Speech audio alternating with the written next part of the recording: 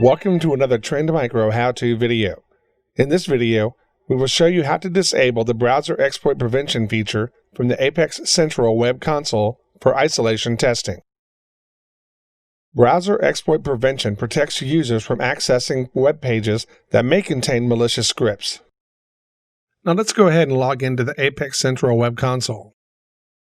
Go to Policies and select Policy Management. Make sure that Apex One Security Agent is the selected product.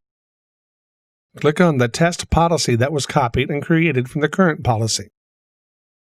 Now make sure to specify the machines that will be included for this test.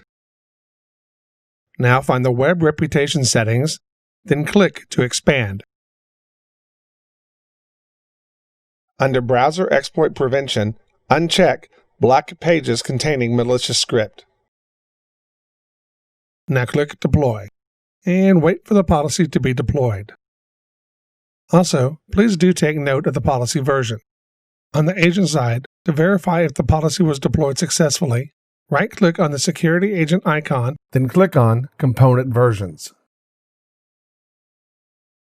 Scroll down, then hover on the information icon, and verify if the policy version is the same version showing from the Apex Central web console. And that's it. That's how you disable the browser exploit prevention feature from the Apex Central web console for isolation testing purposes.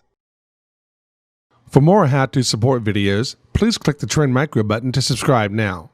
To keep watching, click on any of these videos. Also, for the latest in Trend Micro updates and information, don't forget to follow us on our social media accounts. Thank you for watching.